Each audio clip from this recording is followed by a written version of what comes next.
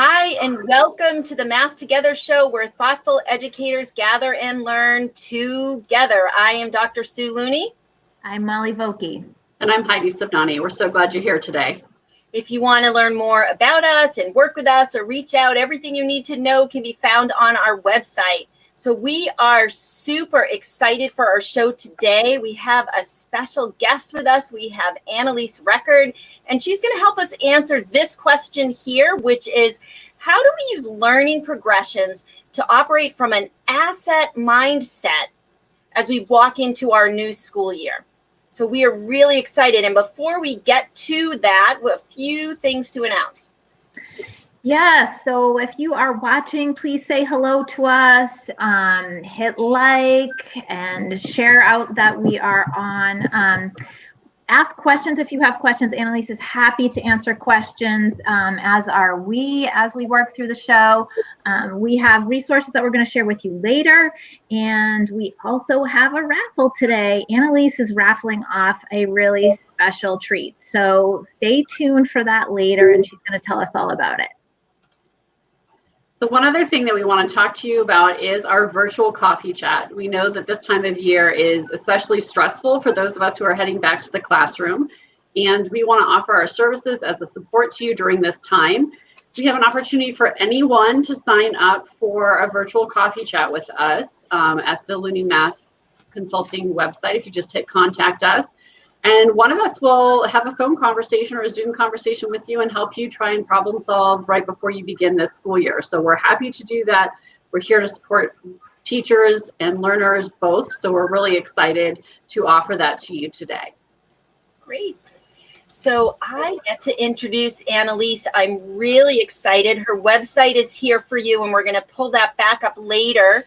And I get the pleasure and the honor of sharing her bio. So Annalise is a New Hampshire certified K-8 educator, as well as a New Hampshire elementary math specialist.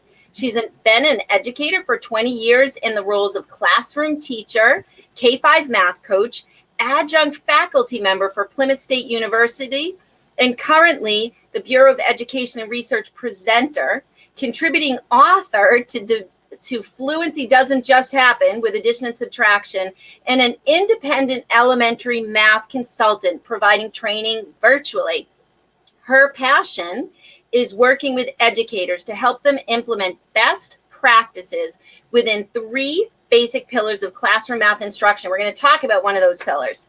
And these pillars encourage growth mindset messages, and they are threefold. They are math fact fluency, word problem structures, and understanding the progression of the standards. So welcome, Annalise.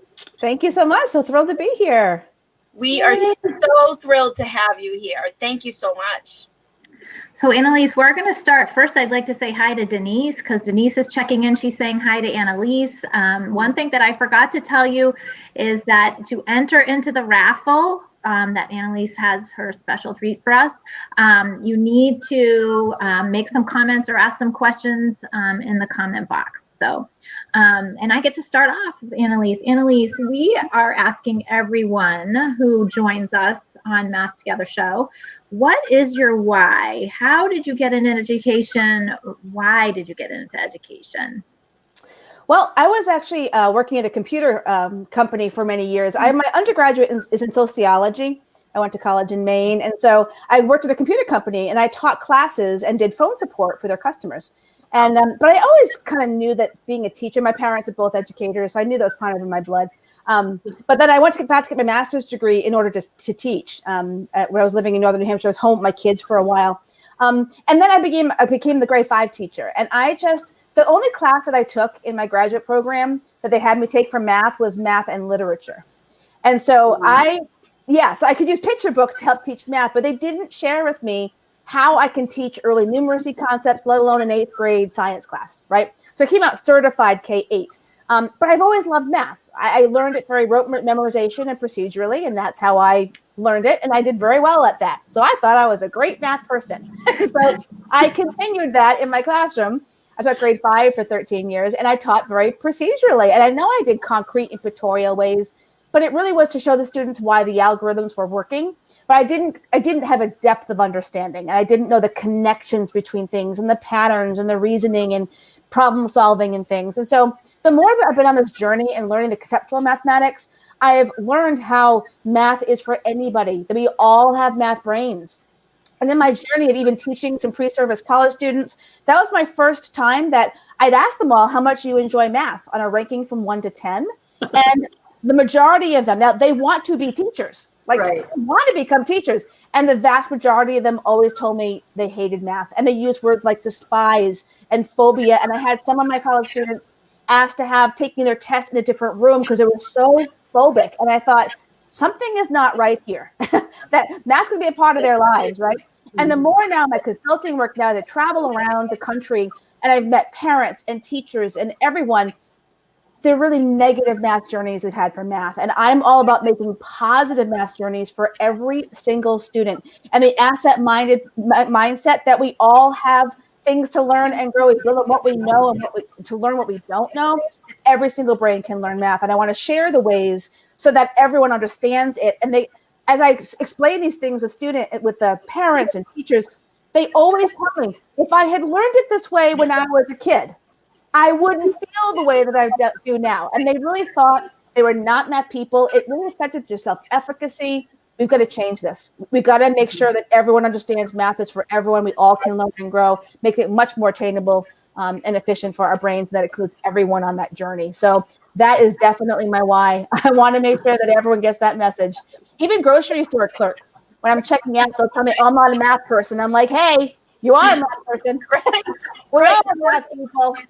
Yeah. You must get quite the look in the grocery store. Walking around telling everybody they're math people.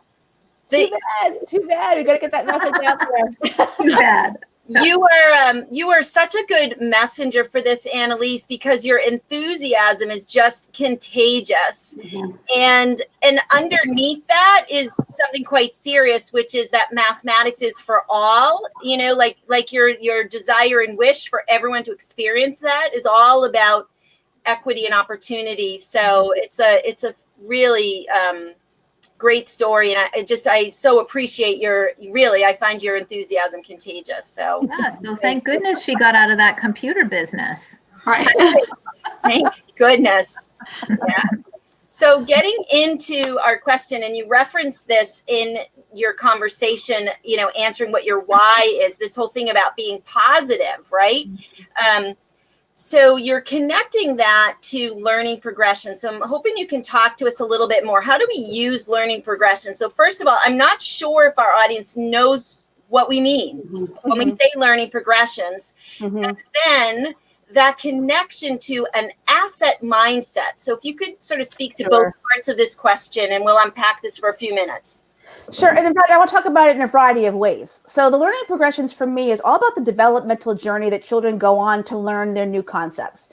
And when I think of, first of all, about early numeracy, students begin that journey by counting all. So we ask them to add two numbers together. They actually will put out objects for the amount in both add-ends, and they begin counting at 1. So for example, with fluency, right, they may be adding 3 plus 2, and they'll go 1, 2, 1, 2, 3, 4, 5, sing it backwards. So 1, 2, 3, 4, 5. Now that progresses to students actually knowing this is 3, and they count on the 4, 5. And then the 3 doesn't need to be held out. They put the 3 in their mind and go 4, 5. And then they head count on. They go 4, 5. And then students get to the point where they might use a derived strategy. They might say, well, I know 2 and 2 is 4, so 2 and 3 is 5. And then they get to that mastery where I know a 3 and a 2 make a 5. And then you ask, well, how do you know? Well, I just know it. But then you say, well, what if you had a friend who doesn't know it, right? So that trajectory of learning within that world of math fact fluency is a big part of my life. I'm a huge fan of Dr. Nikki Newton and all of her work. And the math running records to me has been that really piece that changes everything about math instruction, because it can be a gateway to that strategy thought within our basic facts for all 4 operations. So that learning progression, again, that when we talk to our kids about their thinking, not giving time tests. I will never give a time test to anyone the rest of my life. Hit like to that. Yes, please. Comment. We're all in agreement on that. Right? And so instead, we talk to the kids about their thinking and say, what are you thinking? But when I'm listening to them doing their work, I'm being aware of where they are in that progression of learning. And that way I can find out what set of facts to work on with them and where are they on that journey of counting all, counting on, derived strategies to the automaticity, the mastery. And so within that, I think of it as a learning progression, particularly in the fluency world.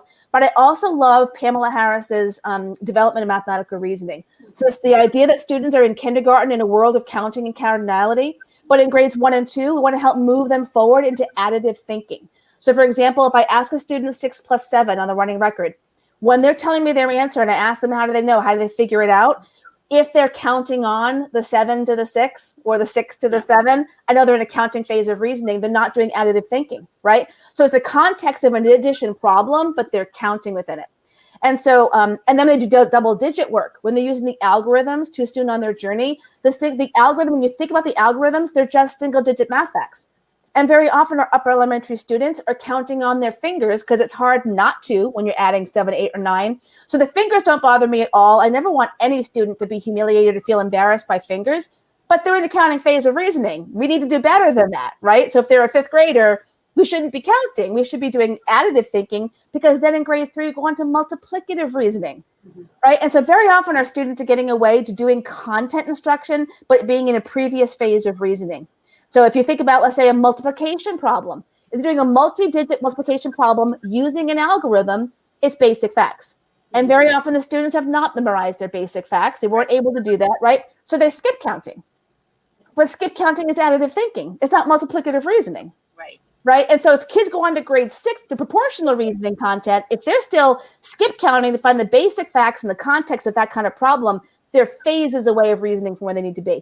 So we need to be aware as educators. And again, I mentioned the only class that I had in my graduate program, because I had taken math classes in college. Right. So I'm sure the thought was, well, how hard is it to teach 1 plus 1 is a 2? Well, let me tell you, there's a whole world of complexity to early numeracy, right? It's all about us learning about these trajectories of learning based on the research, and then being able to see where our kids on that journey and help them forward, building on what they know to do the things that they don't know yet. And that growth mindset that we're all on a journey, making mistakes is part of that process. That speed does not mean that you're a good mathematician, or being slow at math does not mean you're not good at math, right? That get that whole mindset out of their way instead of the growth mindset. We all can learn and grow. It's just a journey that we're all on. So that's what I think of with learning progressions, is that developmental of reasoning and what are they doing in their thinking of their work, but also within the fact fluency, because I think we can build a foundation for that within the fact fluency world, because we can begin that strategy thought. And the very same strategies can get applied to larger numbers and even decimals and fractions way down the road. So it transforms the math journey and the experiences for our kids. And Elise, that is so interesting that you're talking about within the progression, how kids are using additive thinking when they're doing multiplication, and that's the first step to learning multiplication, but then continuing on with that additive thinking even while you're doing double digit. Heidi and I are working on a project right now where we're working with fractions and decimals and integers, but it's for high school and middle school kids who are struggling with those concepts. And I think you've just named the very problem, that kids don't move beyond, so to speak, additive thinking, or the previous level. I don't know, the previous, yeah. Well, because very often I think we've gone to, and it's no fault of anyone's, if we don't know what we don't know, right? And so I know I taught the ways that I had learned myself, which was procedures and formulas. And the whole idea for math was to find the right answer. So I had keyword posters for problem solving because, hey, I have a trick for you. This big word problem that's going to freak you out. If you find the word more, it must mean add or multiply. And so you go all together. So here's this trick that you can do to do it and get a right answer. And so I thought they were good problem solvers, and so did they. Except for the kids who couldn't do it. And then it was still, right? So it was a whole compilation of a problem, right? So yeah, absolutely. That idea of that progression of reasoning. I think that what happens is that our students, many of them aren't able to follow the procedures. So if they can't follow the procedure, they go into interventions. But they don't need interventions. We need to teach it in a way that everyone can make their thinking visible with number relationships. And I think very often what's happened is we're not using manipulatives often enough with our students. I think they're only for certain students who need manipulatives. every single brain deserves manipulatives. And I've done it myself. I was a very procedural, I was not a visual learner. I thought, I'm not a visual math person, right? Well, then I was exposed to the idea of using, I remember pattern blocks with fractions. And my brain was screaming at me, like, what are you talking about? That this triangle is 1/6. And my mind, I remember, like, what's happening here? But the more that I've done it, the more my brain now thinks visually. I've built those neural pathways in my brain.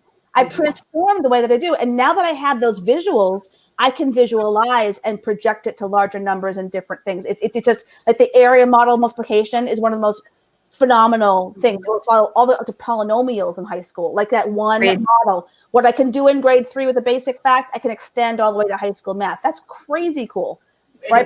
Totally. Our students haven't seen these in visual ways and having daily routines that are encouraging that reasoning and number sense. And so they fall into, they're a red kid on our testing, or they need an intervention. And we tried doing that algorithm, 10 different times, but we're not changing what we're doing with them. They're not unfilling the number sense. So they have thought that as they graduate to older grades, that math isn't for them. But we're not teaching it in a way that's accessible to all kids. If we did that, we wouldn't need as many kids in intervention. Right. Yeah. Imagine that, right? I know. Amazing. Mindset. Yeah. Well, I think that idea of using tools, and more recently it's come across that, okay, we're going to use tools in problem solving. But I think in the past, at least when I was in school and many of the ways we were taught, that was only for those who were not getting, versus being a tool to make sense of the mathematics and really understand and have that picture in our brains, so that we have something to go back to think about it more visually. And Molly was mentioning, like, for us, even going back to that, I'm like, okay, wait a minute, I've got to draw it out, or I need to get something out so I can make sense of it. And I think we have to, in all of our positions, we make that okay for teachers to understand. It's okay. Like, we don't need to, it's a good thing for us to be using those tools as we're thinking through the mathematical processes that we're working with. And I know that you have a tool that you love to use to teach mathematical concepts. And I was wondering if you could talk about that a little bit, and how you use that in the classroom. Sure, absolutely.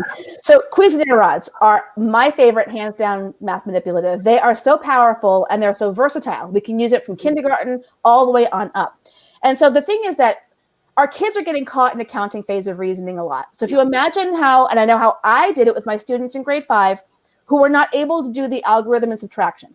I said, okay, let's get out these blocks. Let's see what's happening that's happening in the algorithm, right? And so I'd have the blocks out with the ones cubes in the ones place. And we would regroup and we'd take a 10 rod and trade it in for 10 cubes. So they had a pile. Let's say I happened to have a 5 in the top number in the ones place and then a 9 down below. Well, they'd have 15 cubes sitting there, right? You can't tell how many are there. You can't supertize that. You can't tell at a glance that there are 15 there. How do we then remove the 9? We count up to 9. And then how do we count how many are left? We count it. All the students have done has been counting. They're not thinking about subtractive and having any kind of reasoning with it, right? So I love Quiznir rods, number one, because the numbers are existing as a group. So the kids are not going to rely on the counting. It's going to kick in strategic thinking and number relationships. So for example, I find subtraction to be the Achilles heel of all of our kids. I don't think it's as much instructional opportunity in our classrooms. I think teachers, addition's a more comfortable level, comfortable thing to work on. And then they realize that, oh, it's February, I haven't done subtraction yet. Or I find when the kids use the math running record and they begin the addition trajectory, they'll go all the way to the end of it, adding within 20, and they say, okay, now you're ready for subtraction. We've missed the opportunity to connect the inverse relationship of adding and subtracting, right? So for example, here is an example of Quiznir rods, right? Now I've glued them together just to make it easier for us. Yes. I'm like, wow, you have magnetic ones? I glued them, so this example, but all right. So we're all math nerds. Oh my word! I know. Like, so in case anyone's never heard of Quiznir rods, they're hiding in your closets in your school. They are collecting dust. These are not a new tool. They were invented a long time ago. But each rod is of a certain length for each color. So no matter what yellow rod I'd pick out of the kit, it's always this length. It's 5 units long, okay?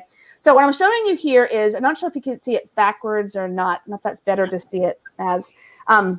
But I'm showing you a length of 15. So I have a 10 rod and a 5 rod, and beneath it is an 8 rod.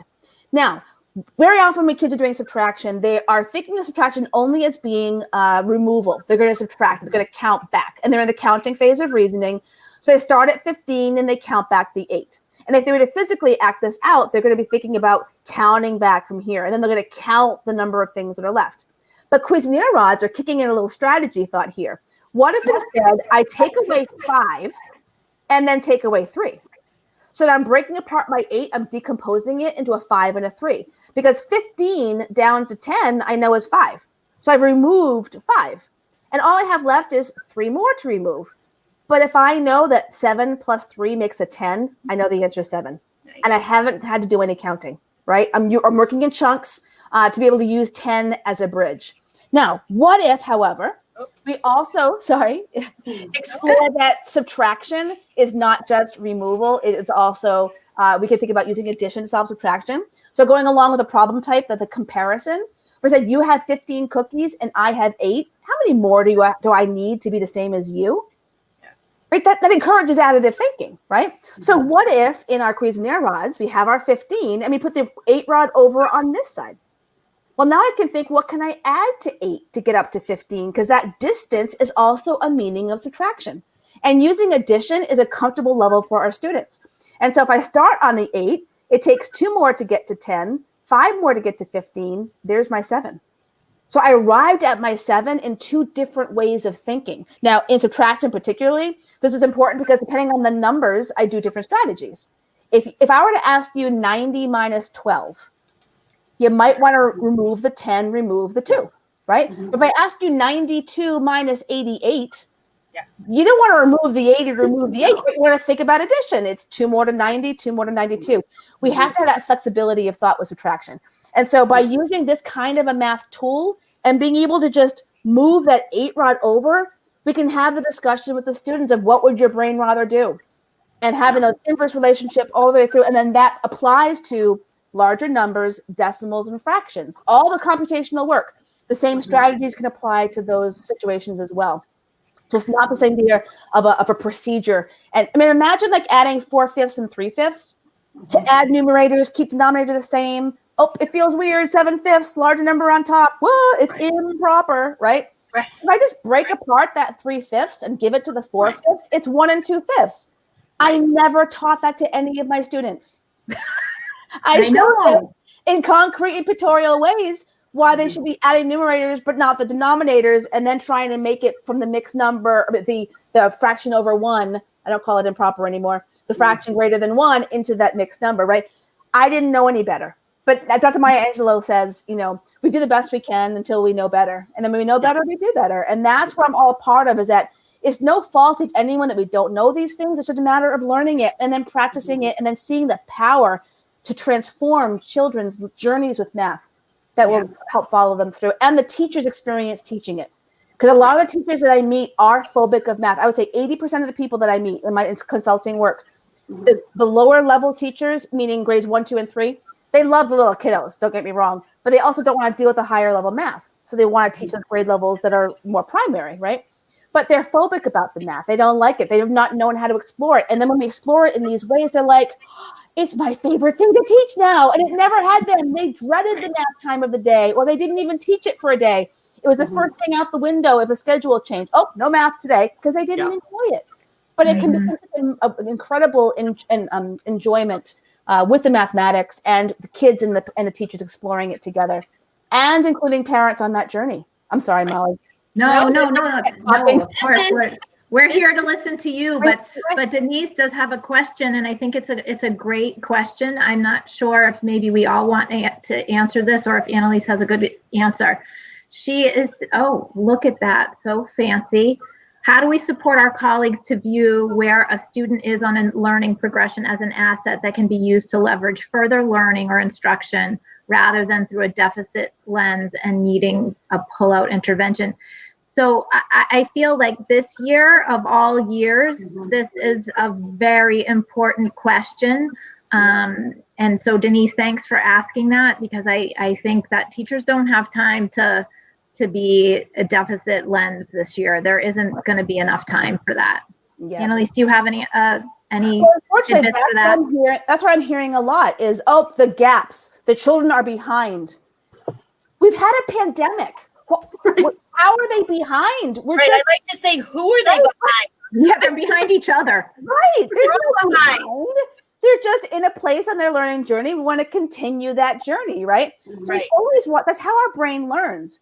Our brain will learn new things, attaching it to what we already know, building those neural pathways. So we can find out where the students are on that learning journey. We can capitalize on that to help connect it to larger numbers, like things through number talks and number strings. But I know the stress and the overwhelming ways teachers are feeling right now. And so going into the year, and I think that administrators don't know about elementary math at all either. And so the idea, they had the pressure on them of getting testing, and then let's test them and find out where the gaps are. And we're going to fill in those gaps. We're going to change that thinking. It's going to be asset minded. Now, the math running record to me is the best way to start off with that, because by teaching people how to administer the running record, I'm teaching them about early numeracy. And many of us didn't learn that. So they're learning about these trajectories of, counting all. And the more that you know those trajectories, the more you'll see it in your classroom. Even when kids are doing like a 4 times 6 on a reck and rec, they're gonna be counting one by one. I'm gonna realize, they're counting. Wait a minute. Or they're gonna go 6, 12, 18, 24. They're additive thinking. But a kid that says, well, I know 5 times 4 is 20 and 1 more 4 is 24. Oh, multiplicative reasoning. Like it's our awareness of those that help facilitate the learning of the kids. So how do we share this with other teachers to get them all on board? It's a matter of us passing the word around. Yeah, right? and I think we're primed for that conversation. I think, like you were saying, Molly, we're going to have to, we have an opportunity right now where perhaps your state has lifted state testing, right? And if they haven't, it's kind of a joke that you're going to test because I don't know what you're measuring this year. So we have a unique opportunity to operate differently. And this idea of, let me find out where you are on your path and then understand your next step is such a powerful way of teaching. It's how we should have always been teaching. And if we can remove some of that administrative political pressure and just do what's best for kids, I think it would be great. So I love your idea of starting with something like running records. Another great place to look at, and we're going to run out of time to get into it, but it's sort of story problems. Where are they at with their story problems? And so we're starting here and we're moving there. So teaching the continuums, which is the work that all of us do. And then those learning progression documents are available in the work of Doug Clements and Julie Sarama. It's amazing. Absolutely. Right. And so if we can bring and share that message. So I could talk about this forever, but I want to hear what you're working about, because when you pulled out those Quiznir rods and then you just flipped them to tell the other story, I was like, whoa, how can people, what, I know what you're working on, but maybe you can talk about what you're working on. So where can people get more of this? What are you working on that can really help people with questions like what Denise has? Yeah. Now, as a consultant, I was traveling around the country and working in districts all over the country. And so now I'm not, because of the COVID crisis, right? And so I've always wanted to create an online course about Quiznir rods, because I find a lot of teachers have never known what to do with them. They have no idea how to start. And so I've created the K2 version of the class now, and I cover all 3 pillars. I cover fluency, math fact fluency, also problem solving. You mentioned the problem types. So the research of Carpenter and his colleagues on cognitively guided instruction, there's a hierarchy of problem types. And a lot of teachers don't know there are 15 problem types that involve adding and subtracting, just single step. And there are 9 problem types involving multiplication and division. So if we don't know those problem types, we're not really exploring it with the kids, right? So in my class, I cover the 15 problem types of adding and subtracting, as well as the content standards for K1 and 2. So that first class is done. It's already out there and live. You can find access to that on my website. It's annaliserecord.com, and go to the courses link, and you'll see that one is live already for you to be able to get. And then the 3.5 version will be up by this weekend. I just finalized the videos today. Everything, getting it out by the weekend. So again, in grade 3 to 5, I'm covering the fluency, the problem solving, and the content standards. And we have multiplication with area models up to 2-digit divisors of division, and fractions, all you can do with a fraction. So it's a world of elementary mathematics, but I think that the Quiznir rods have that power to help our kids move strategically in all those areas. And so I want to share that information with everyone. So I've got those online classes that you continue learning from me. Great. So I encourage everyone to check that out, and I congratulate you on getting that together, and your new website's so beautiful. I love it. And you generously offered to include the course as that is the prize for the raffle. So maybe we can talk about what the prize is and how you're going to reach out to somebody once we give you their name. Sure. So the class that I have is right now the one that's live is the K2, but you'll have a choice between the K2 one or the 3.5 one. And within that course, you have 2 hours of videos, probably more now with the grade 3 to 5 one. I haven't added them up yet, but fractions added a whole other element to it. But and then some resources as well. Some resources that I have for you to download, PDFs and things you can use with your kids in your classrooms. And so you'll get access to that. What I would do is I would email you, and then I would be emailing you the code that will allow you to get that access that course for free. It's an on-demand course. There's no expiration date to it. It's just going to be there forever. So you can watch the different videos at your own pacing, but it is going through each grade level on those 3 pillars, as well as what Quiznir rods are, and also the virtual learning. So the virtual way we can use them. I love the Braining Camp app. It's got a Quiznir rod app. Now, Braining Camp costs a little bit of a fee. I know that they offer some free access, but if you purchase my course, you will get a 4-month access for a classroom of kids to be able to use the Braining Camp app, and you have access to all their manipulatives. And those manipulatives match the colors and looks to the ones that are physical. And they also have a sharing feature now where kids can do their work and then share it with you as well. So it's a phenomenal app. So another added benefit for the course is to get access to that for 4 months for your classroom. Awesome. So if you are interested, whether you're watching live or you're watching this recorded, if you would just put into the comments either raffle K2 or raffle 3.5, we'll know, but we'll go through all those comments, and we'll leave that comment box open for entries until Sunday evening, and we'll pick a name on Monday, and then we'll connect you. So that's a super opportunity. Well, we are out of time, but you are just delightful and a ball of energy and sunshine. It's just been wonderful. I really appreciate your time today. Oh, I'm so happy to have you here. Thank you for having me. I really appreciate it.